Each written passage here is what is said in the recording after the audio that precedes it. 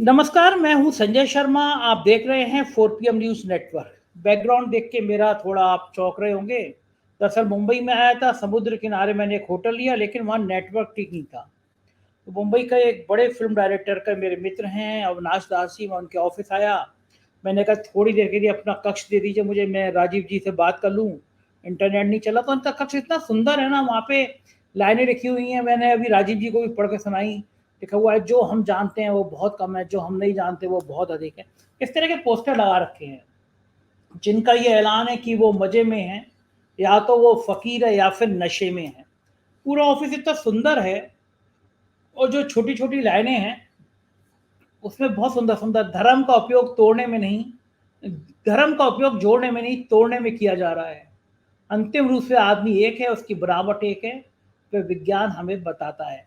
तो कुछ ऑफ़िस ऐसे होते हैं जिनमें बड़ी पॉज़िटिव वेव्स होती हैं, तो मैं यहाँ पे आया, तो राजीव जी के प्रोग्राम में आपको संडे को इंतज़ार है, तो राजीव जी के पास चलते हैं। उससे पहले मैं जैसे हर बार कहता हूँ कि मेरा ज्योतिष में यकीन है, इसलिए मैं राजीव जी का प्रोग्राम करता हूँ। आपका ज्योतिष में यकीन नहीं हो तो आप कार्यक्रम मत देखिए, और यकीन हो तो बिल्कुल देखिए। राजीव जी बहुत पढ़े लिखे विद्वान आदमी हैं, इंजीनियर हैं, फिर वो ज्योतिष में आ गए और ज्योतिष में उन्होंने ऐसा हुनर दिखाया कि पूरी दुनिया में उनकी गूंज होने लगी। मुंबई में भी मैं कल बहुत लोगों से मिला, संजय राउत जी का मैंने इंटरव्यू किया, उनके दफ्तर में गया। पंकज त्रिपाठी जी से मिला मैं, उनका मिर्जापुर 3 आने वाली थी। जॉली एलएलबी में जज साहब सौरभ शुक्ला, तमाम बहुत बड़े बड़े फिल्म अभिनेताओं से मिला मैं इन दिनों में, नेताओं से मिला। एक्चुअली महाराष्ट्र में चुनाव होने वाला है, तो मैं देखना चाह रहा था कि महाराष्ट्र का तापमान क्या है। अगले कुछ दिनों में हम महाराष्ट्र पे कुछ और बहुत शानदार रिपोर्ट करेंगे। तो हम चलते हैं राजीव जी के पास। उससे पहले आपसे रिक्वेस्ट ये है कि चैनल को ज्वाइन करना और सब्सक्राइब करना ना भूलिएगा, क्योंकि बाद में आप इतने खो जाएंगे राजीव जी की बातों में। आज राजीव जी ने मोदी जी के साथ साथ आरएसएस की भी बहुत धुलाई की है। तो मैं तो उनसे कहता हूँ, प्रभु मुझ पर रहम करो। अब तक तो बीजेपी के लोग मुझे गाली देते थे, अब आरएसएस के लोग भी गाली देने लगेंगे। खैर, जितनी ये ट्रोल आर्मी हमला करती है मेरे लिए उतना बढ़िया है। इंदिरा गांधी कहा करती थी, आप मेरी प्रशंसा करें या निंदा करें, पर मेरी चर्चा करें। तो अच्छा है, मैं उन लोगों का भी स्वागत करता हूँ जो लगातार ट्विटर पर मुझे ट्रोल करते हैं। अगर ये ना हो तो मुझे मज़ा ही नहीं आया लाइफ में। मज़ेदार, मैं अपने बारे में पढ़ता रहता हूँ। मुझे लगता है कि मैंने एक बहुत अच्छी लाइनें पढ़ी थी, मैं हर तरीके से तुम्हारे दिल में, तुम्हारी ज़िंदगी में दखल दूंगा। अगर तुम मुझे प्यार करते हो मैं तुम्हारे दिल में रहूँगा, और मुझे नफरत करते हो तो मैं तुम्हारे दिमाग में रहूँगा। तो 4 PM या तो दिल में है या दिमाग में है। दो तरह के लोग हैं। ये जैसे दुनिया में लोग, भारत में लोग हैं जिनके दिल में हूँ, और कुछ लोग ऐसे हैं दिमाग में हूँ। महाराष्ट्र में मैंने देखा कि लोगों का कितना प्यार है मुझे, मैं बताऊंगा अभी आपको। कल एक पार्टी हुई थी और जिसमें मुझे बहुत प्यारे प्यारे लोग मिले। एक फातिमा जी थी, दूरदर्शन में और बाकी जगह बहुत बड़ी पत्रकार रह चुकी हैं, ऐसे गले से लगाया उन्होंने। 4 PM की दीवानी थी, और मतलब ऐसे ऐसे ऐसे लोग हैं ना जो इतना प्यार करते हैं, लगातार देखते हैं, तो मैं बड़ा हैरान हूँ। और उनका दिल से गहराइयों से मैं उनका प्यार करता हूँ कि पूरे देश में यूपी के बाद सबसे ज़्यादा महाराष्ट्र में 4 PM देखा जाता है। इस बार मैं कई दिन से मुंबई में हूँ, मुझे मज़ा आ रहा है, मुंबई घूम घूम के देख रहा हूँ, बड़ा पाव खा रहा हूँ। तो ज़्यादा समय नहीं लूँगा, चैनल को ज्वाइन करिए, सब्सक्राइब करिए। चलते हैं राजीव जी के पास। 4 PM न्यूज़ नेटवर्क में स्वागत है आपका राजीव जी। बताइए, देश में बड़ा कहा जाता है 5G आ गए, 6G आ गए। मैं मुंबई में हूँ, जिस होटल में हूँ वहाँ नेट 4G से आगे नहीं बढ़ रहा। मुझे दूसरा ऑफिस में आके आपसे बात करनी पड़ रही है। सारी ढकोसली बात है कि 5G शुरू हो गया। मुंबई में अंबानी का घर है, वहीं 5G नहीं चल पा रहा, तो वहाँ का चलेगा। खैर, ये तो देश की राजकाज की व्यवस्था है राजीव जी। कमाल हो गया, पिछली बार आपने शायद 5 अप्रैल को कार्यक्रम कर रहे थे हम, जी, तब आपने कहा था कि देश की ही नहीं, दुनिया में बहुत उथल पुथल का योग है, और आपने कहा था कि दुनिया के कई बड़ी देशों की सरकारें बदलेंगी, और जी, बहुत जी, बुरी तरह बदलेंगी, बहुत बुरी तरह बदलेंगी। तो नतीजा सामने है। इंग्लैंड में ऋषि सुनक जी की सरकार बहुत बुरी तरह हारी, हारी नहीं, बहुत बुरी तरह हारी। तो मुझे बताइए, भारत की तो सही है, ये दुनिया के बाकी देशों की आप जन्मपत्री देखते हैं तो दिखते कैसे हैं? हाँ। देखिए संजय जी, सबसे पहली बात है कि यही विचित्रता है कि इससे हमारे सिद्ध हो गया कि ये जो ज्योतिष ज्ञान है, वो केवल आपके देश के लिए, हमारे आपके लिए नहीं है, पूरी दुनिया का मार्गदर्शन कर रहा है। क्योंकि जो आखिरकार वेद का हिस्सा है, जो ह्यूमन मैनकाइंड की सबसे प्रथम नॉलेज है, 4 वेद। और 4 वेद का एक छठवां हिस्सा है कि 4 वेद के लिम्स कहे गए ना, अंग जो कहे जाते हैं, शिक्षा, कल्प, निरुक्त, व्याकरण, छंद और ज्योतिष। और उसको नेत्र कहा गया, आंखें। और आंखों का हमारे जीवन में महत्व क्या है? अगर हमारी आंखें नहीं होती तो हम जिंदगी के कलर नहीं देख पाते, सब कुछ अंधेरा काला काला दिखाई देता। तो मैं ये बता रहा हूं कि ये जो हमारी जो कुंडली चैत्र प्रतिपदा, और देखिए एक और बात सत्य सिद्ध होती है, दुनिया के दर्शक ये जाने कि जो आपका चैत्र मास के प्रतिपदा, जिसको पड़वा कहते हो देशी भाषा में, उस पर जो साल शुरू होता है वो पूरी दुनिया के फलादेश को बताता है। तो कितनी बड़ी साइंस है भाई, पूरी दुनिया के लिए। आप बैठे हैं कहीं हरियाणा के किसी शहर में और पूरी दुनिया की बात कर रहे हैं और घटना घट रही है। तो आपने बहुत अच्छा प्रश्न किया। तो मैं ये जो कुंडली बनी थी 8 अप्रैल की कुंडली है, ये दर्शक देख लें, ये संवत्सर की कुंडली है और इस संवत्सर का नाम काल है, इसका राजा जो है मंगल है और का मंत्री शनि आया था। धनु लगन की कुंडली बनी थी। 8 अप्रैल 2024 को सोमवार का दिन था। रात को 11:51 पे ये हॉरोस्कोप जो बनती है धनु लगन की। इसमें चौथे घर में शुक्र, राहु, सूर्य, चंद्रमा और तीसरे घर में मंगल और शनि इकट्ठे थे और पांचवें घर में बृहस्पति जो लग्नेश है, धनु का स्वामी लग्नेश है, और बुध के साथ वक्री हो गया। 10वें घर में केतु था। तो मैंने इसी कुंडली में कहा कि भाई ये इस 10वें भाव पर, 10वां भाव जो होता है ज्योतिष के अनुसार सत्ता का होता है, तो इस सत्ता में मैंने ये दर्शक देख ले, ये मेरी प्रेडिक्शन थी, ये मेरी प्रेडिक्शन थी जो मैंने आप लोगों को शेयर करी थी। तो उसको मैं दोबारा पढ़ के बता देता हूं। Fighting amongst the kings, plenty of fires in the forest, आपने देखा जगह जगह आग लगने की घटनाएं बढ़ी। And other places robberies, major accidents की भी खबरें आई। अर्थक्वेक्स भी आए, loss of property, assets, bad for farming and hostile weather भी आपने देखा कि कितने सालों बाद इतनी भयंकर गर्मी पड़ी है, कितने लोग गर्मी से मार गए। सेक्स स्कैंडल्स, सेक्स क्राइम, वो भी न्यूज़ें आई हैं आपके पास में। ह्यूमिलेशन टू रूलर्स, राजाओं का अपमान, हमारे मोदी जी जैसे लोगों का भी अपमान हुआ, चप्पल पड़ गई थी उनको। Prominent peoples, changes of governments across the world, मैं दर्शक देख ले, मैंने इसमें लिखा है, झूठ नहीं बोल रहा हूँ, changes governments across the world. तो ये चीजें आपके हुई हैं, घटना घटी हैं। तो मैं आज लोगों को पढ़ के बता देता हूँ विद आंकड़ों के साथ में, क्योंकि जो अभी 2 दिन पहले रिजल्ट आए हैं इंग्लैंड के, 5 अप्रैल को संवत्सर की कुंडली पर चर्चा करते हुए कहा था कि इस वर्ष पूरे विश्व में सत्ता में बैठे लोगों के खिलाफ जनता मतदान करेगी, सरकारें बदलने का योग है।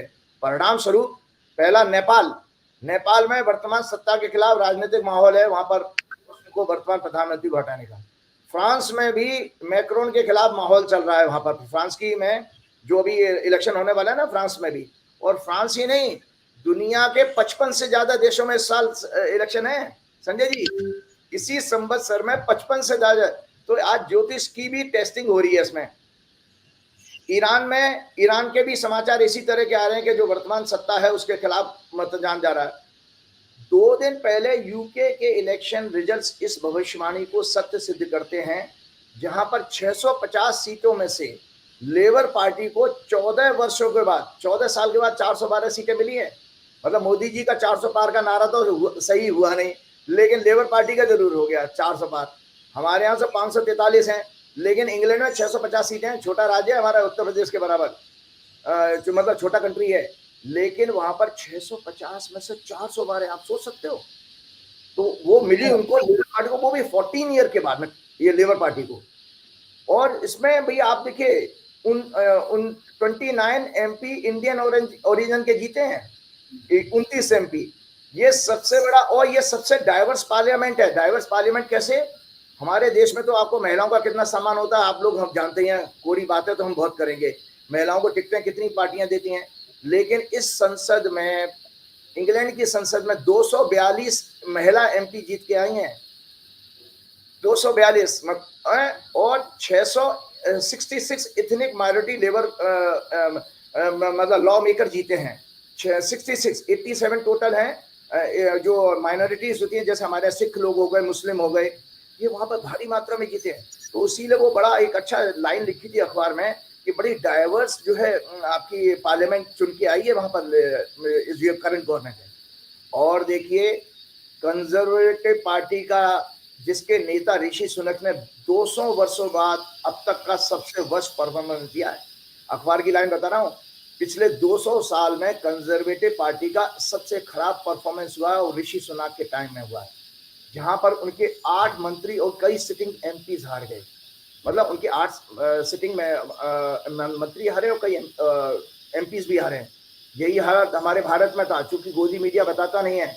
हमारे यहाँ भी तो आप 20 से ज्यादा मंत्री हारे हैं, और 96 सिटिंग एमपी भाजपा के, मोदी जी के 2019 की सरकार के 96 एमपीज हारे थे। तो लगभग ऋषि सुनाक जैसा ही हाल यहाँ पे हुआ, गोदी मीडिया ने नहीं दिखाया, वो बात अलग है। भारत में भी यही हाल था, मोदी के 20 से ज्यादा मंत्री और 96 एमपी हारे। मोदी ने जहां जहां प्रचार किया था, और देखो एक बात बता देता हूँ, बड़ी ब्रांड की जाती है, मोदी जी हमारे बहुत बड़े नेता हैं, जहां जहां मोदी जी ने प्रचार किया था संजय जी, लगभग 62% जगह पर भाजपा हारी है। मोदी ब्रांड कहाँ है बताइए? 62%। वो जो मित्रा है वो लेडी, उसने वहां पर संसद में बोला भी था कि मोदी जी जहां जहां गए वहां पर लुटिया डुबा के आए भाजपा की। तो ब्रांडिंग कहाँ है मोदी की? और इसमें भी पहुआ ने तो बिल्कुल खोल के धुलाई कर दी थी मोदी जी की वहां पार्लियामेंट। उसने ये कहा था कि आप मेरे यहाँ 2 बार प्रचार करने गए थे और मुझे आप बैठाने गए थे और मैं जीत के वापस आ गई, बहुत बड़ा। और मोदी जी तो उसी समय सीट छोड़ के भागे थे जब वो महुआ बोल रही थी। ठीक है, 106 भगोड़े जीते हैं विशुद्ध भाजपा के, तो केवल 134 एमपी जीते हैं भैया। यूके की जनता ने हाईली रिच ऋषि सुनाक को रिजेक्ट किया है। ऋषि सुनाक जो है वहां के रूलर, आपके प्रिंस से भी ज्यादा पैसे वाले हैं, अखबार में ही आया था। और आज एक बहुत हम्बल बैकग्राउंड का प्रधानमंत्री चुना है। इतना हम्बल बैकग्राउंड का है, उसकी बैकग्राउंड जो आई है अखबार में, वो एक टूल मेकर का बेटा है, और नर्स, उसकी माँ जो है नर्स रही हैं। 61 बरस के हैं ये। हमारे अहंकारी मोदी जी भाजपा को ऋषि सुनाक का मैसेज जो उन्होंने हारने के बाद दिया, सुनना और समझना चाहिए। ऋषि सुनाक ने जो हारने के बाद मैसेज दिया है, ये कम से कम हमारे भाजपा और मोदी जी इस स्पीच को जरूर सुने, क्योंकि इसमें बहुत अच्छा ह्यूमिलिटी आती है। वो हमारे मोदी जी में तो कहीं दूर दूर तक नहीं है। वो बोलते हैं, he said the country had sent a clear signal that the government must change. I have heard your anger, your disappointment, and I take responsibility for this loss. It was a very humble acknowledgement of defeat, जो मोदी जी के बिल्कुल विपरीत है। मोदी जी अभी भी संसद में अपने आप को कह रहे हैं, कांग्रेस को गिनाना है कि हमारे आंध्र में इतनी परसेंटेज बढ़ गई, तमिलनाडु में इतनी बढ़ गई। वो ये कहने के लिए, मानने के लिए तैयार नहीं है कि मोदी जी 2001 के बाद पहली बार हंग रिजल्ट में अपनी सरकार चला रहे हैं। आज तक मोदी जी को हमेशा मतलब जो है क्लियर मेजोरिटी की सरकार मिली थी, लेकिन मोदी जी की भाषा में कहीं भी ह्यूमिलिटी, विनम्रता नहीं है, वो देखते ही हैं। और जो है, और ये लिखा है, Rishi Sunak will go down in history as the most least successful UK PM at the ballot paper से चुनाव होता है। कम से कम हमारे चुनाव आयोग को भी ये सीखना चाहिए, जिन अंग्रेजों के की शैली पर हमारी ब्यूरोक्रेसी काम करती है। आज भी जो ब्यूरोक्रेसी है आपके यहाँ, वो आपके इंग्लिश पीरियड के हिसाब से चल रही है, जनता के प्रति नहीं है। वो उनके अंदर मतलब बहुत ही ज्यादा एरोगेंट हैं, और जो बहुत ज्यादा जो है आपने एडमिनिस्ट्रेटिव मामलों में भी बिल्कुल आपके ब्रिटिश को फॉलो करते हैं। हमारे चुनाव आयुक्त महोदय आप जानते ही हैं कि वो कितना दलीलें दे रहे थे। जो पीएमओ से चिट्ठी लिख के जाती है, उसी को वो इलेक्शन कमीशन जो है उस पर, उसी बेस पर इलेक्शन सुप्रीम कोर्ट में आर्गुमेंट करता है। वहां पर बैलेट पेपर से चुनाव होता है। और देखो संजय जी, किसी ने पोस्ट भेजी थी, एक दिन में चुनाव होता है, साथ की साथ काउंटिंग होती है, अगले दिन रिजल्ट आ जाते हैं। कितने एफिशिएंट है। कम से कम हमारे लोग सोचें कि हमारे यहाँ तो 77 दिन आपने इलेक्शन चलाया, और उसके बाद में आपने कितने लोगों को गर्मी में, इतनी चिलचिलाती गर्मी में लोग मरे हैं ना, कई लोग मरे भी थे। साथ में मैं आपको भैया बताना चाहता हूं कि एक और चीज हुई है। मैंने इसी में आपके बहुत बताया था कि नाना प्रकार की अशुभ समाचार आएंगे। जो मोदी जी की सरकार का भी मैंने आपको बताया था, इसी में बताया कि मोदी जी ने जो अशुभ काल में शपथ ली है। तो आज संजय जी, 2 अखबार के जो रीडिंग बताता हूं, 17 इंजीनियर्स को सस्पेंड कर दिया बिहार में। 2 दिन पहले की घटना है, जहां पर 10 पुल गिर गए, और 16 दिन में 10 पुल गिरे हैं। और साथ में 9 आदमी फिर मर गए छत्तीसगढ़ में, जहां बीजेपी की सरकार है। वो एक कुएं में घुसे थे, वहां गैस के कारण वो मर गए। एक और बहुत बड़ी घटना घटी है, राजनाथ जी खड़े होकर के वहां पर अग्निवीर के कंपनसेशन की बात कर रहे थे। वो भी सब चीजें एक्सपोज हो गई हैं, आपके मीडिया में आ चुकी हैं, कि जो वो कंपनसेशन की बात कर रहे थे, वो कंपेंसेशन बेसिक दरअसल वो इंश्योरेंस का क्लेम मिला था उसको। कुछ तो ग्रुप इंश्योरेंस आर्मी कराती है, कुछ वो एक्सीडेंटल जो डेथ पर होते हैं वो उसके कंपनसेशन मिला सरकार की तरफ से। आजकल कोई स्कीम में नहीं है। तो एक चौंकाने वाली बात आपके दर्शकों के लिए बताना चाहता हूं कि अभी जो 2 दिन पहले जो एक न्यूज आई है, एक अग्निवीर ने आत्महत्या कर ली आगरा में। देश के लोग ये सुने कि कितना हमारे बच्चों का भविष्य अंधकार में। उसका साइकोलॉजिकल रीजन है संजय जी। वो बच्चा, आपको पता है कि अग्निवीर के लिए भी कोई आसान तरीका तो है नहीं सिलेक्शन का। बच्चे बेचारे कितने महीनों तक, हफ्तों तक भाग-दौड़ करके टफ कॉम्पिटिशन के साथ सिलेक्ट होते हैं। अगर एक बच्चा जाए और उसको पता लगे कि 5 साल बाद मुझे ना यहाँ से निकाल दिया जाएगा, फिर मेरा भविष्य अंधकार में, मैं कहाँ जाऊँगा? तो ये साइकोलॉजिकल लेवल पे बच्चे उसको एक्सेप्ट नहीं कर पा रहे। और ये आर्मी में बैठे बड़े-बड़े जनरल्स ये सोचें कि जब तक आप उसको साइकोलॉजिकल लेवल पे इस स्कीम को फ्लॉप डिक्लेयर नहीं करोगे, तब तक आपके आर्मी का कितना बड़ा नुकसान हो रहा है। क्योंकि आप सोचिए कि जब मेरे को अगर पता होगा कि मेरा यहाँ पे फ्यूचर नहीं है, तो मेरी भावना क्या जुड़ेगी? मेरी भावना क्या जुड़ेगी? आप इसमें पता है, आप करप्ट लोगों को जन्म दे दोगे। फिर वही 5 साल वाला अग्निवीर किसी तरह के आपकी गुप्त सूचनाएं लीक करते हुए कहीं मिलेगा दुश्मन देशों को, उसको तो पैसा चाहिए।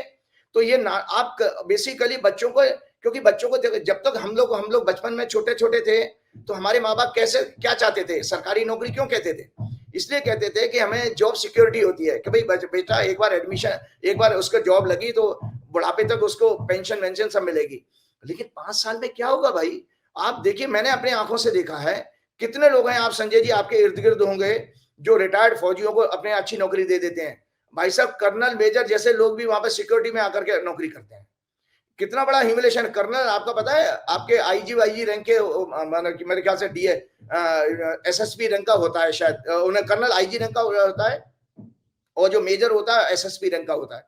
अब ये आकर के सिक्योरिटी ऑफिसर, सिक्योरिटी इंचार्ज बनते हैं। तो आर्मी के लोगों को भी पता है कि सिविल लाइफ में सिविलियंस के बीच में आकर उनका बहुत बड़ा ह्यूमिलेशन है। तो ये अग्निवीर जो है बेसिकली इसी तरह की घटनाएं बढ़ाएगी कि बच्चे बाद में बीच में सुसाइड कर लेंगे। तो ये बहुत अलार्मिंग है जो अभी 2 दिन पहले न्यूज आई कि एक बच्चे ने, हालांकि एयरफोर्स ने उस पर कमेटी पूरी बिठा दी है।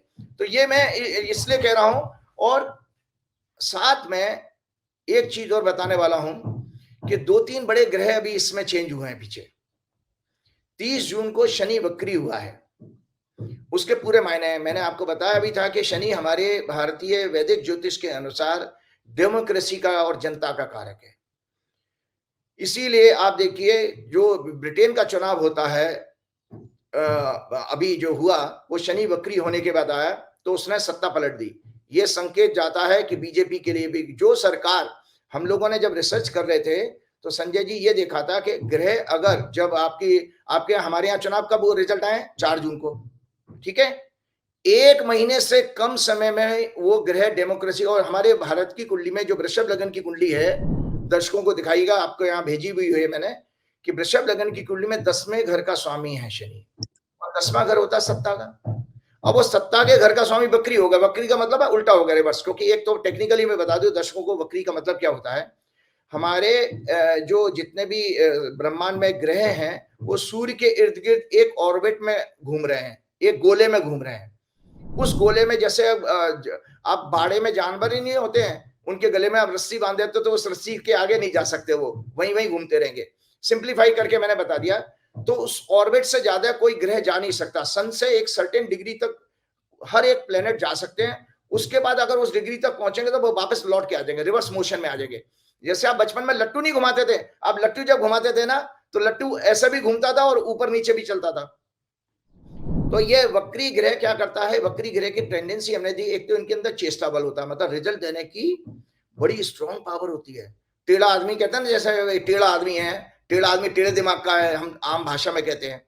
दूसरा बात यह है कि रिवर्सल इंडिकेट करता है, क्योंकि रिवर्स हो रहा है, वो वापस लौट करके आया। और आपको पता, इसको दुखी अवस्था में भी माना गया है। दुखी अवस्था में कैसे, एक दर्शकों के समझाने के लिए बहुत अच्छा एग्जाम्पल देता हूं। आप मान लीजिए दफ्तर के लिए निकल रहे हैं और नीचे पहुंचे और पता लगा मोबाइल भूल गए और आधे रास्ते से आपको आना पड़े, तो आप जितने समय तक घर तक पहुंचेंगे मूड आपका ऑफ हो जाएगा, ठीक, क्योंकि जिस काम के लिए जा रहे थे उसमें व्यवधान आया। इसी तरह से वक्री ग्रह भी बिहेव करता है। वक्री ग्रह बेसिकली आपके लिए तकलीफें लेके आता है, उसका संकेत होता है।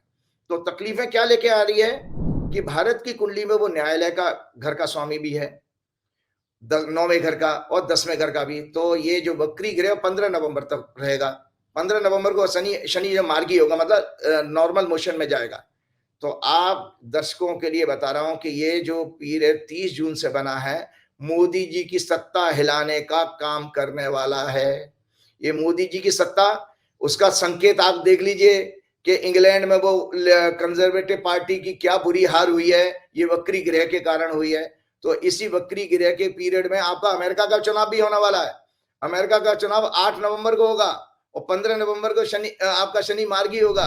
तो अभी से पहले हिंट दे देता हूं, अमेरिका में भी क्या होने जा रहा है, फ्रांस में भी क्या क्या होने जा रहा है। तो ये अलग अलग देशों में ये वक्री ग्रह दरअसल सत्ताओं को पलटने का काम करेगा, क्योंकि जनता का कारक है ना। तो जो जनता अपना मानस बना के बैठी है, वो उसके विरुद्ध आपको मतदान करेगी। और एक और चीज मैं आपको बताता हूँ, लोगों ने बहुत अच्छी जानकारी मैं आपको लोगों के साथ शेयर कर रहा हूँ। नरेंद्र मोदी नाम का ब्रांड पूरी तरह फ्लॉप हो चुका है। गोदी मीडिया का प्रभाव भी देश में खत्म हो गया। एक रिपोर्ट शेयर कर रहा हूं आपके साथ में, अगर आपको जानकारी ना हो। देश इनको पहचान गया है। 2007 से कॉर्पोरेट ने नरेंद्र मोदी ब्रांड के लिए कई फॉरेन एजेंसीज को हायर किया था और अब तक हजारों करोड़ रुपए खर्च किए। इस कॉर्पोरेट ने इलेक्ट्रॉनिक और प्रिंट मीडिया को खरीदकर कब्जा कर लिया। 2014 से मोदी और सरकार की चरण वंदना की। इनाम स्वरूप इस सरकार ने लगभग इस कॉर्पोरेट का 16 लाख करोड़ नेक्सस है, ये इन दोनों की साठगांठ है। इसके एवज में सरकार ने क्या किया, 16 लाख करोड़ का कर्जा माफ कर दिया। और इनमें से कई उद्योगपति विदेश भाग गए, जो अभी तक 10 साल तक वापस ही नहीं आए हैं। इस गोदी मीडिया जो कि कॉर्पोरेट की नौकर है, उसने सरकार से उसकी पॉलिसीज के बारे में, देश में महिलाओं, दलितों, मजदूरों, कोविड के दौरान लापरवाही, गलत वैक्सीन के द्वारा हुई मौतें, छात्रों का पेपर लीक, बेरोजगारी, महंगाई, मणिपुर और आज डेवलपमेंट के नाम पर गुजरात की कंपनियों द्वारा घटिया माल मटेरियल लगा करके जो इंफ्रास्ट्रक्चर डेवलप किया जा रहा है, उस पर भी कोई प्रश्न नहीं करती है गोदी मीडिया। राम मंदिर, प्राकृतिक प्रकोप, महिला खिलाड़ियों के साथ अन्याय, संवैधानिक संस्थानों पर सरकार का कब्जा, चुनाव आयोग की भूमिका, मोदी, शाह और संपूर्ण भाजपा का घटिया प्रचार, देश में धर्म के नाम पर भेदभाव, अन्याय और इंडिपेंडेंट इंडिया ही नहीं, विश्व के सबसे बड़े करप्शन, इलेक्टोरल बॉन्ड, अनैतिक तरीके से विपक्षी नेताओं पर कोर्ट केस, उनकी सरकारों पर एमएलए खरीद करके कब्जा, इन किसी भी विषय पर आज तक गोदी मीडिया ने प्रश्न नहीं पूछा। अब आपने ये मेरे से, आप मुझे फिर वही कहोगे कि आप तो बिल्कुल पॉलिटिशियन की तरह बात कर रहे हो। देखिए, दुनिया के लोगों को बता देता हूं, राजनीति की का खा गा ABCD सिखाने वाला ज्योतिषी होता था राजगुरु राजा को। राजा को उंगली पकड़ के सिखाना तो मेरा विषय है राजनीति। ये कहीं अलग से ऊपर से लटक के नहीं आया कि पेड़ में से कोई हिलाया और राजनीति आ गई। वो मोदी जी को चाहिए कि वो आपको बुलाएं और आपसे थोड़ी वो सलाह लें, तो कम से कम आपका जो गुस्सा है मोदी जी के लिए वो थोड़ा कम हो जाएगा। बिल्कुल फायर रहते हैं आप मोदी जी पे। नहीं, फायर नहीं रहते। देखो ऐसा है, और आप बुलाने की बात कर रहे हैं। मुझे विंड एनर्जी की नंबर 1 कंपनी है इंडिया की और विश्व की 7वें 8वें नंबर की बड़ी कंपनी है। उनके चेयरमैन ने, जब वो जीवित थे बेचारे, उनका अनफॉर्चुनेट डेथ हो गई, वो जब जीवित थे उन्होंने मुझे ऑफर किया था कि मैं नरेंद्र भाई से बात करूंगा, वो आप नरेंद्र भाई के साथ काम करिए। 2019-18 की बात बता रहा हूँ। मैंने कहा कि मैं इस आदमी के साथ काम नहीं कर सकता, क्योंकि मैंने इसके बारे में बघेला साहब से और कई संघ के लोगों से बहुत चीजें जान चुका हूँ। समस्या क्या है, आप इतने गुस्से में क्यों रहते हैं? मोदी जी ने ऐसा क्या बिगाड़ा है? नहीं, बिगाड़ा नहीं है। देखिए, मैंने बार बार कहा कि मोदी और अमित शाह से मेरी कोई व्यक्तिगत दुश्मनी नहीं है। इनके अंदर के जो राक्षस, जो अनैतिक कार्य से आप अनैतिक तरीके से राजनीति करना चाहते, ये विशुद्ध राजनीति नहीं है। दरअसल ये देश, ये दोनों के दोनों व्यापारी माइंडसेट के आदमी हैं। जैसे पहले अंग्रेज आए थे ना, व्यापार करने के नाम पर ईस्ट इंडिया कंपनी लेके आए थे, वो कब्जा कर लिया देश पर। मुगल भी आए थे ऐसे लुटेरे के रूप में, उन्होंने कब्जा कर लिया। क्योंकि उस समय जैसे हमारे अंधभक्त होते हैं ना, और जैसे हमारी जो ब्यूरोक्रेसी है, चरण वंदना करने वाली गोदी मीडिया, इसी तरह के लोग थे जिनके कारण आप 700 साल तक गुलाम रहे हो। ये वही उसी बिरादरी के हैं, उन्हीं का डीएनए यही है, अंधभक्तों वाला। और ये हमारे जो इलेक्शन कमिश्नर हैं, चीफ इलेक्शन कमिश्नर, ये भी इसी श्रेणी में आते हैं। तो इसके कारण मुझे इनसे जो है, दरअसल ये चीज है कि आपने जब तक डेमोक्रेसी में विपक्ष का सम्मान करना नहीं सीखोगे, आपको सदन चलाना नहीं आता। आप देखिए, उनकी एरोगेंस कम नहीं हुई है। जिस तरह का सदन चला है, आपने देखा ना। एक जल्दी से मैं एक जानकारी शेयर कर देता हूं, उसके बाद आपके अगले प्रश्न को लूंगा। ये सीधा सीधा कॉर्पोरेट मीडिया सरकार का नेक्सस है, जिससे देश पिछले 10 वर्षों से गुलामी जैसी अवस्था में चल रहा है। डेमोक्रेसी, कॉन्स्टिट्यूशन कमजोर हो गया है, पर याद रहे ये भगवान नहीं है। काल ने दंड दे दिया। आपके लिए खुशखबरी सुना रहा हूं, आप जैसे लोगों के लिए। काल ने इनको क्या दंड दिया, ये सुन लें। काल ने आज 2024 के चुनाव के बाद इनका पर्दाफाश कर दिया है। इनकी बुरी गत हो गई है। एक इंटरनेशनल रिपोर्ट के अनुसार 2022, 23 और 24 के अब तक समय में गोदी मीडिया की ग्रोथ केवल 8% हुई है। ये एक इंटरनेशनल रिपोर्ट आई है जिसने 22, 23 और 24 का, जो 24 के 5-6 महीने निकले ना, इसका आंकड़ा दिया था। तो उसमें गोदी मीडिया में आपके प्रिंट मीडिया भी शामिल है, उसकी ग्रोथ केवल 8% हुई है।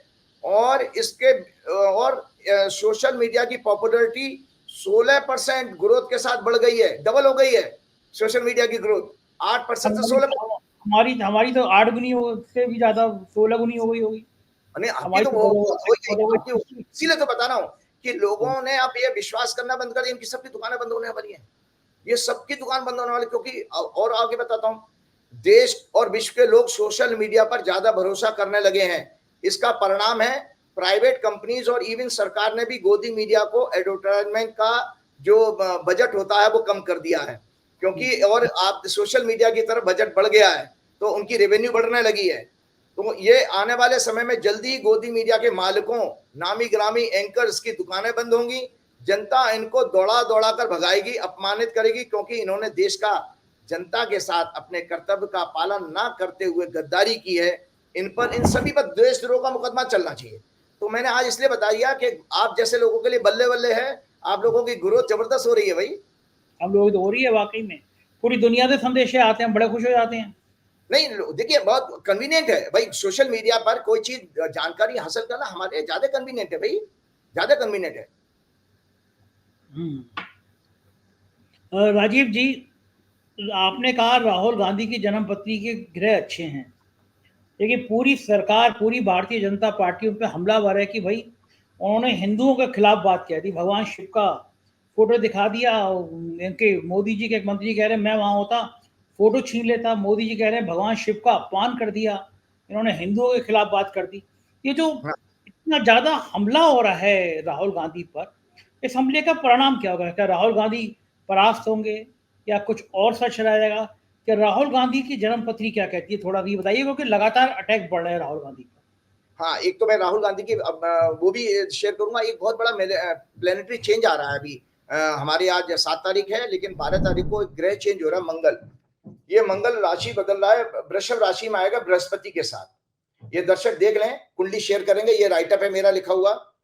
तो इस कुंडली में मैं बता देता हूँ, धनु लगन, जब मंगल राशि बदलेगा उस समय जो लगन बना, मंगल 12 जुलाई को शुक्रवार के दिन शाम को 6:58 पर राशि बदलेगा, धनु लगन बनता है।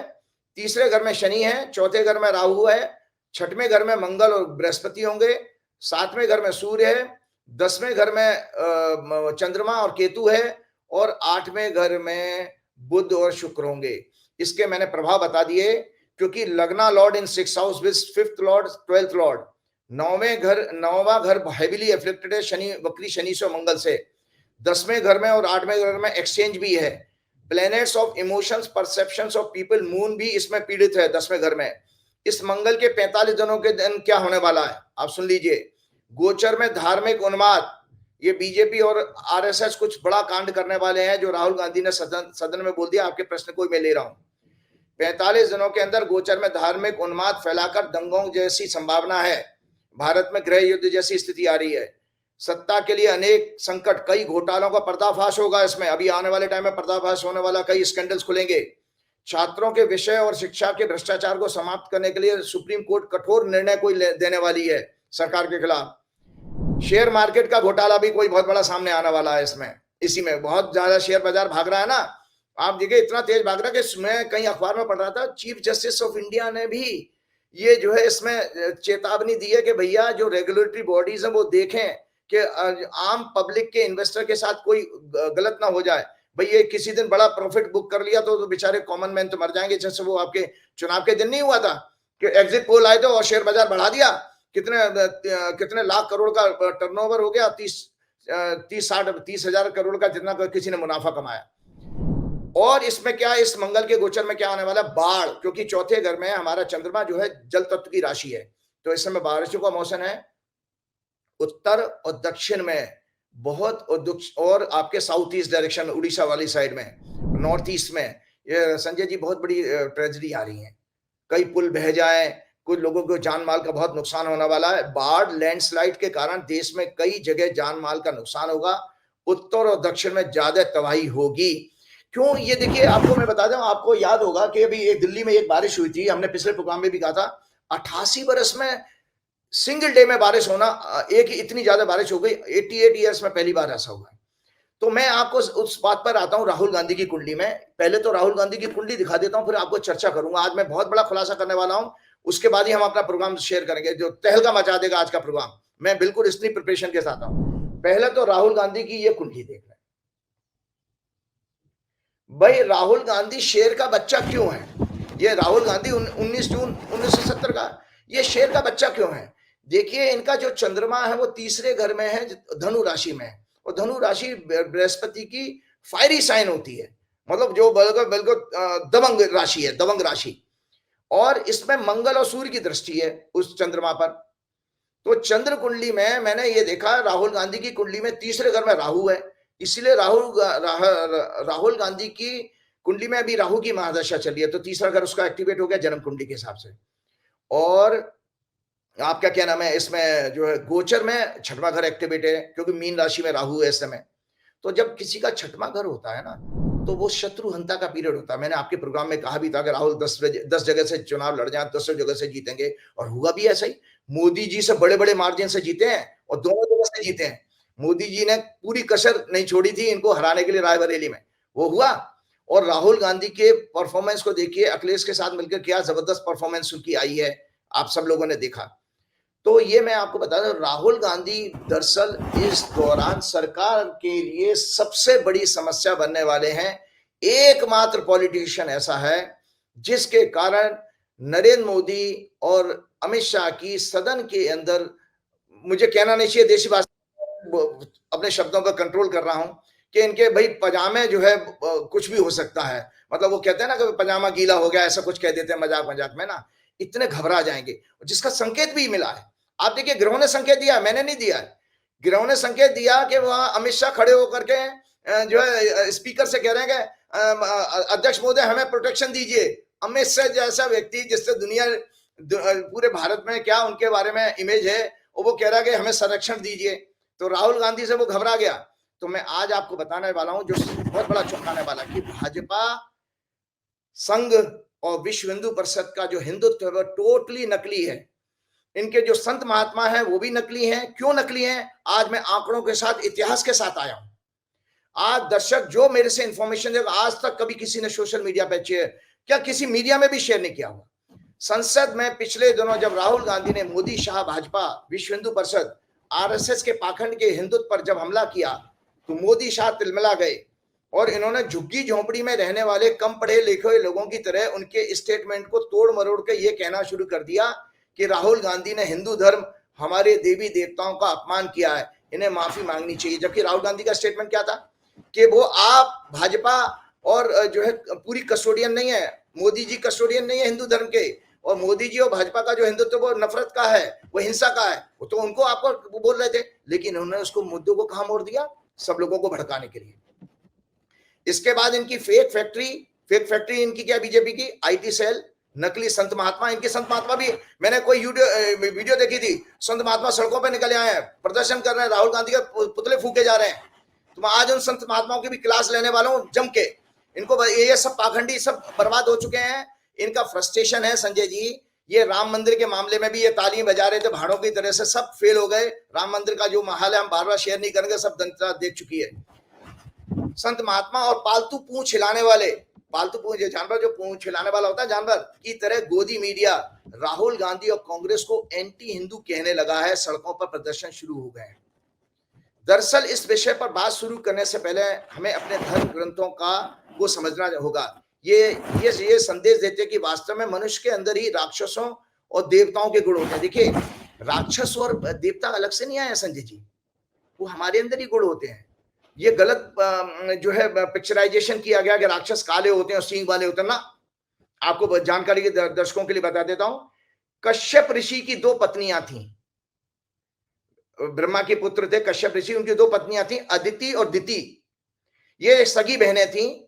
अदिति से उत्पन्न हुए पुत्रों में देवताओं के गुण थे और दिति के पुत्रों में राक्षसी गुण थे। अब आप बता, सगी बहनें हैं, उन बहनों के बच्चे हैं, ये सब उनकी लाइनेज आई है, तो कहां से वो अलग अलग हो गए? इसका मतलब है, राक्षस का मतलब होता है जो भोगी होता है, झूठ बोलने वाला, नफरत। मैं शास्त्रों का उदाहरण दूंगा तो ज्यादा अच्छा समझ में आएगा। तो अब ये क्लियर हो गया कि एक ऋषि के 2 पत्नियां, उन्हीं के सब बच्चे हैं।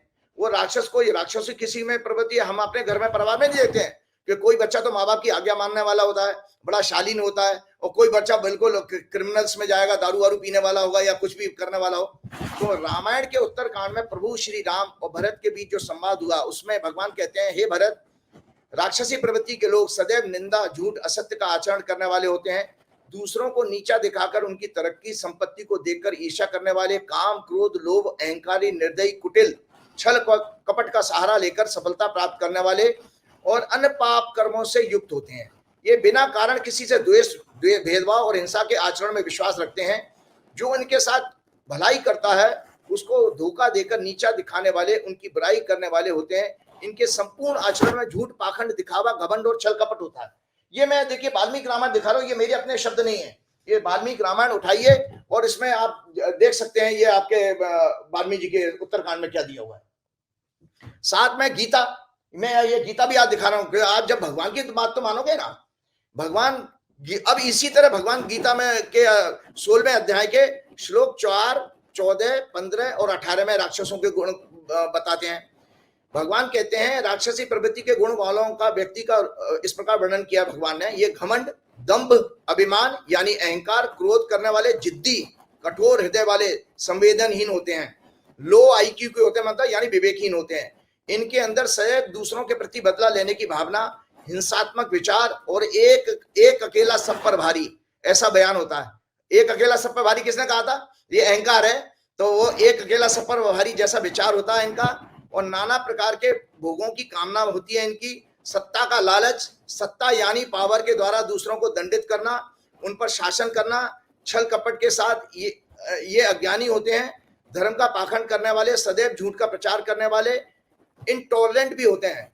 ये स्वयं को ईश्वर बताने लगते हैं। बता दिया था उन्होंने कि मैं बायोलॉजिकल नहीं हूं। ये स्वयं को ईश्वर बताने लगते हैं और परमात्मा की सत्ता को झूठ बताते हैं। शास्त्रों में इनकी श्रद्धा, विश्वास नहीं होता। दूसरों को कष्ट देने वाले, क्षति पहुंचाने की दृष्टि से धार्मिक अनुष्ठान करते हैं। ये तांत्रिक पूजाएं करवाते हैं, अनुष्ठान कराने वाले होते हैं, जिसका ये प्रचार प्रसारण भी करते हैं। मैं विश्व के सभी लोगों को आज बताना चाहता हूं, संजय जी, आज मैं विश्व के सभी लोगों को बताना चाहता हूं कि भारतीय दर्शन और धर्म का सच्चा स्वरूप वह नहीं है जो भाजपा, आरएसएस, विश्व हिंदू परिषद आप लोगों को बताते हैं। दरअसल हम वैदिक धर्म संस्कृति के हैं और हमारी संपूर्ण संस्कृति का आधार 4 वेद हैं, ऋग्वेद, यजुर्वेद, अथर्ववेद, सामवेद, 11 उपनिषद हैं, 18 पुराण हैं, गीता है, रामायण और महाभारत हमारे धार्मिक इतिहास हैं। मैं आज दर्शकों के लिए सब चीजें लेकर के आया हूं कि कम से कम मेरे बहाने इसलिए दर्शक दर्शन करने। ये देखिए ऋग्वेद है, ये आपका यजुर्वेद है,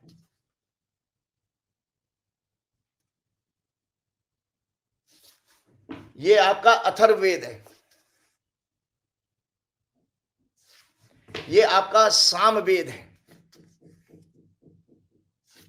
और इसमें गीता प्रेस ने पूरे 11 उपनिषद गए, उपनिषद अंक निकाला था। ये रामायण मैंने आपको दिखा दी, आपका ये श्रीमद् भागवत है, ये आपके पुराण हैं, 18 पुराण बताए थे, मैंने एक पुराण दिखा दे रहा हूं। ये मैं इसलिए दिखाने वाला हूं कि आपका हिंदू धर्म इनके अलावा कहीं नहीं है। आपकी हिंदू धर्म, हिंदू शब्द ही गलत है, आपका वैदिक धर्म यही है, इसके अलावा नहीं है। लेकिन संघ और भाजपा वाले क्या बता रहे हैं वो सुन लीजिए। हमारे 33 कोटि देवता हैं, देवताओं का अर्थ है देने वाला, मदद करने वाला। आरएसएस ने सिर्फ सत्ता के लालच में पुराणों के आधार पर बतलाए गए धर्म का पाखंड प्रसारित किया है आरएसएस ने, क्योंकि मनुष्य के रूप में वेद नहीं कहते हैं कि भगवान हुए हैं। भगवान परमात्मा के तत्व को बताते हैं वेद, लेकिन मनुष्य रूप में जैसे राम जी, कृष्ण जी, ये सब पौराणिक काल में पैदा हुए हैं। भगवान की व्याख्या, दरअसल भगवान की व्याख्या तो वेदों यानी यजुर्वेद के 40वें अध्याय में स्पष्ट बताई गई है। आरएसएस से ज्यादा अच्छा कार्य आर्य समाज ने किया। आपको पता है आर्य समाज ने आरएसएस से ज्यादा अच्छा कार्य किया। उन्होंने वैदिक रीति, हमारे 16 संस्कारों का प्रचार प्रसारण किया।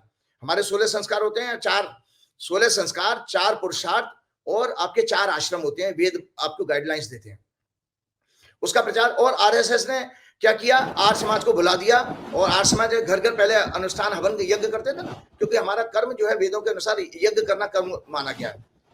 और आपको बताऊं, वास्तव में आरएसएस संस्था वैदिक संस्कृति के हिसाब से एक हैंडीकैप्स ऑर्गेनाइजेशन है। सुन लीजिए, ध्यान से सुन लीजिए दर्शक, हैंडीकैप संस्था क्यों है आज आपको बताना चाहता हूं।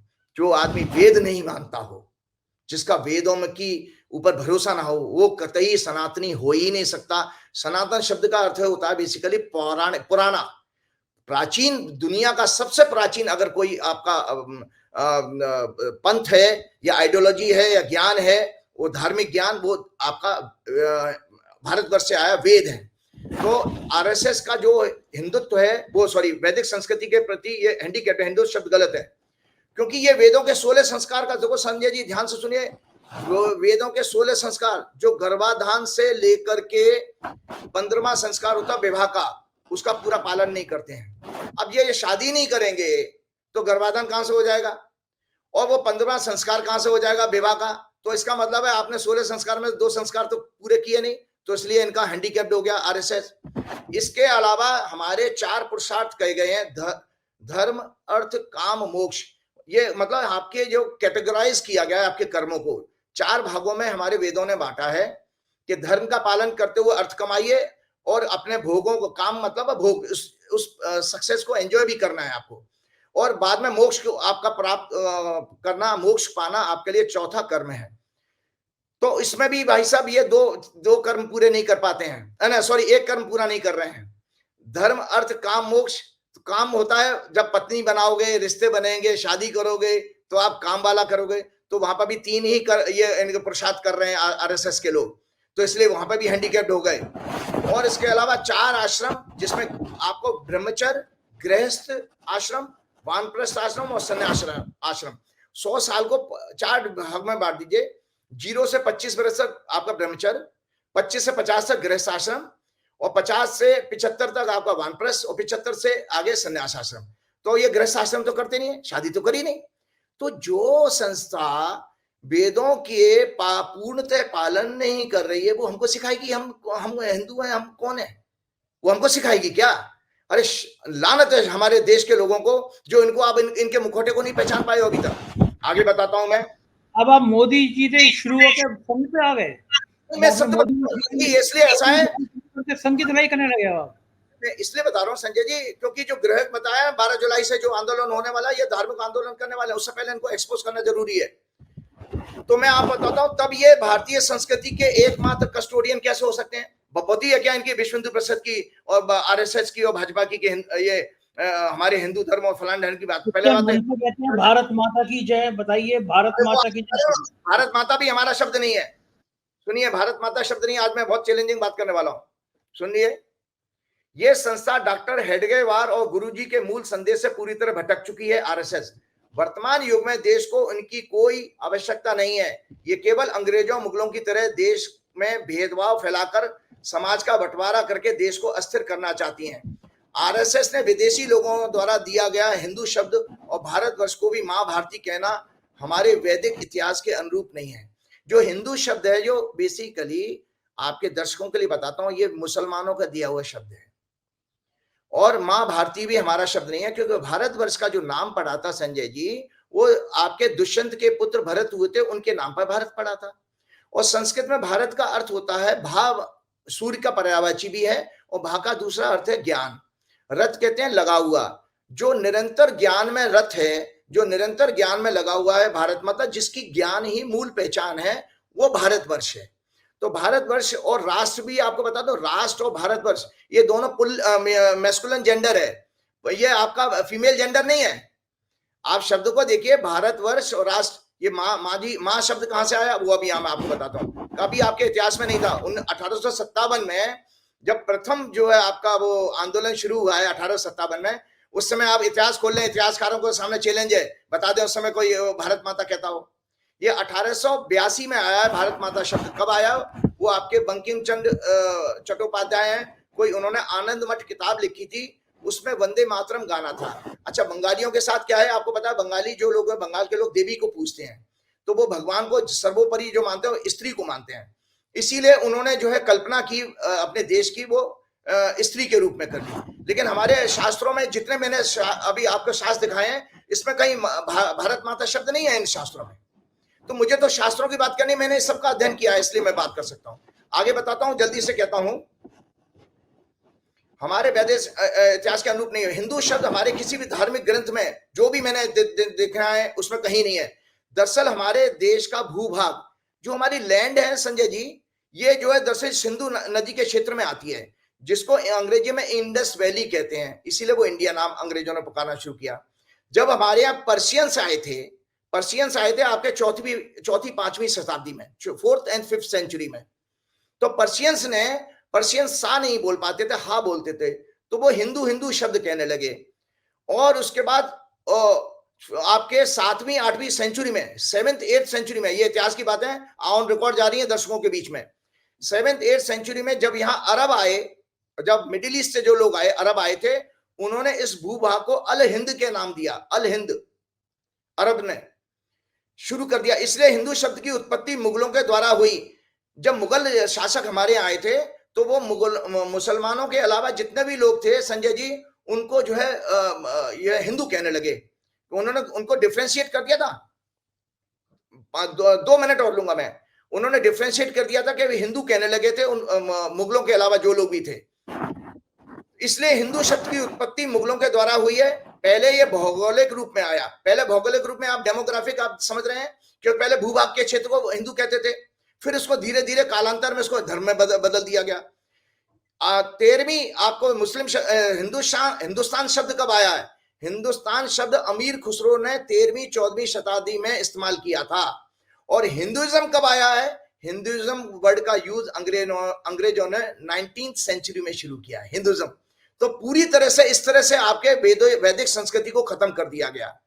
अब इसलिए पहले हिंदू शब्द डेमोग्राफिक था, पर धीरे धीरे यह धर्म का रूप ले गया।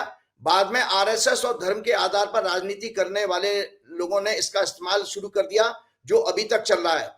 वर्तमान में अगर पूर्व से देखा जाए तो इस देश में रहने वाले सभी लोग, सभी धार्मिक मान्यताओं के लोग हिंदू हुए। अगर हम डेमोग्राफिक इस शब्द को मीनिंग देंगे तो जो मुसलमान रह रहा है वो भी हिंदू है, क्योंकि पहले तो भूगोल के हिसाब से हुआ था ना, आपका हिंदू शब्द आया था, क्योंकि इस शब्द की उत्पत्ति डेमोग्राफिक है। टेक्निकली लॉजिकली भारत माता, माँ भारती शब्द भी आज की युवा पीढ़ी और विश्व को कंफ्यूज करते हैं। शास्त्रों के अनुसार भारतवर्ष राजा दुष्यंत के पुत्र भरत के नाम से पड़ा है। संस्कृत में भारत शब्द का अर्थ मैंने बता ही दिया। हमारे शास्त्रों के अनुसार संपूर्ण पृथ्वी को माता कहा गया है। देखिए, हमारे शास्त्रों में संपूर्ण पृथ्वी को माता कहा गया। हम अपनी पृथ्वी की क्यों बात करेंगे? क्योंकि ये हम सभी का पोषण, नरिशमेंट करती है। इसके प्रोड्यूस से, जो उसके उत्पाद हैं, उससे ग्रहण करके हम जिंदा रहते हैं। हमारी मृत्यु तक ये हमें सहारा देती है। माँ का अर्थ जो होता है आपको पोषण करना और संरक्षण देना। इसलिए अब आप बताइए, क्या हम श्रीलंका की और नेपाल की, अमेरिका की, इंग्लैंड की जमीन को, पाकिस्तान की जमीन को, चीन और रूस की जमीन को पिता कहेंगे क्या? वो भी तो माता ही है, हमारी माता है ना। तो ये माता का लॉजिक ये नहीं है। इसीलिए आपके शास्त्रों में जो फिलॉसफी दी है, वसुदेव कुटुंबकम, वसुधा शब्द स्त्रीलिंग है, वसुधा ही कुटुंब है, वो पूरी पृथ्वी ही हमारा परिवार है। तो हम ये कहा, तो भारतवर्ष राष्ट्र एक मेल जेंडर है। लोग इस पर चिंतन करें, आज मेरी बात के बाद लोग इस पर चिंतन करें। अगर हम अपने, हमने पूछा था राहुल गांधी के लिए, आपने पूरी दुनिया घुमा दी हमको। तो मैं इसलिए बता रहा हूँ, कैसा लगा ये बताइए एक लाइन में जल्दी से। अभी राहुल गांधी कांग्रेस की वो जो है घेरने वाले थे, उससे पहले मुझे सत्य बताना जरूरी था। और ये किताब है, ये किताब जो है आरएसएस की, दरअसल इनकी बाइबल है आरएसएस की। ये बंच ऑफ थॉट्स के नाम से अंग्रेजी में है। ये गोलवलकर इनके लिए बहुत मानते हैं। दरअसल जो आरएसएस बनी थी हेगडेवार ने, और जो गोलवलकर जी ने जो आरएसएस बनाई थी, वो ये बनाई थी कि हिंदुओं के धर्म संस्कृति विलुप्त ना हो जाए, उसका पालन होता रहे, पहचान हमारी बनी रहे, और उसके बाद आपके जो है इसके अंदर जो है उनका अच्छा प्रोटेक्शन हो। ये अब तक तो आपका शो देख के बीजेपी के लोग मुझे गाली देते थे, कल से आरएसएस के लोग भी गाली देना शुरू कर देंगे, ट्रोल करना शुरू कर देंगे। आज जितनी भी मैंने बातें कही हैं उसका जरा सा भी कोई एक बार भी कोई वो कर ले, क्या नाम है, क्या मैंने अगर गलत बात की तो बात करिए, घमंड ना, एक बात कह देता हूं मोदी जी के लिए, घमंड ना करो अपने रूप और रंग का, मतलब पद और पैसे का, क्योंकि मोर को उसके पंखों का वो जो से ऊंचाई पर उड़ने नहीं देता। नहीं देता, बिल्कुल ठीक बात है। मैं एक एक मुंबई के बड़े डायरेक्टर के ऑफिस में आया हूँ ये आपका शो करने के लिए, क्योंकि मैं जहाँ रुका था वो इंटरनेट काम नहीं कर रहा था। तो सामने मेरे एक बहुत बढ़िया लाइनें लिखी है, वो लिखा है कि जो हम जानते हैं वो बहुत कम है, जो हम नहीं जानते वो बहुत अधिक है। ये उन्होंने अपने ऑफिस में लगा रखा है, बड़ा अच्छा लगा मुझे लाइनें पढ़ के। बहुत बाकी बहुत बड़ी बात जो आपने बताई वो बहुत कम जानते होंगे लोग। और चलते चलते मैं ये भी बता देता हूँ, ये मैं सुप्रीम कोर्ट का जजमेंट बताता हूँ, जो सुप्रीम कोर्ट ने जजमेंट दिया था उसमें भी सुप्रीम कोर्ट ने ये माना था कि हिंदू कोई धर्म नहीं है, it is a way of life. तो वे ऑफ लाइफ कैसे, डेमोग्राफिक है। आज अगर कोई हिंदू धर्म कहता है तो इसके अकॉर्डिंग कंटेम्प्ट ऑफ कोर्ट का केस बनता है। हिंदू एक जीवन, हिंदू धर्म एक जीवन जीने की पद्धति है। ये संघ के दफ्तर से खरीद के लाया हूँ, आरएसएस के दफ्तर से। ये देखो, ये सब देखो, ये लिखा हुआ है, ये झंडे वाला का एड्रेस लिखा हुआ है। कुछ तो फायदा किया आपने उनका। जी, तो हनुमान जी के साथ प्रोग्राम समाप्त करता हूँ। श्री गुरु चरण सरोज रज निज मन मुकुर सुधार, वरण और रघुवर विमल जसु जो दायक फलचार, बुद्धिहीन तनु जान के सुमिरो पवन कुमार, बल बुद्धि विद्या देव मोह हरऊ करेश विकार, कृपा करो गुरुदेव। जय श्री राम, जय हनुमान। बहुत शुक्रिया राजीव जी, आपने हमें समय दिया, आभार आपका। तो ये राजीव नारायण शर्मा जी आप सुन रहे थे, बड़े फायर थे आज, और उन्होंने पूरे हिंदू वैदिक हिंदू है क्या, जीवन की पद्धति क्या है, ये उन्होंने समझाया। मुझको यकीन है आपको चर्चा पसंद आई होगी, अपनी राय से जरूर उपयोग कराइएगा। चैनल को एक बार फिर याद दिला रहा हूँ, ज्वाइन और सब्सक्राइब जरूर करिएगा। शुक्रिया, थैंक यू।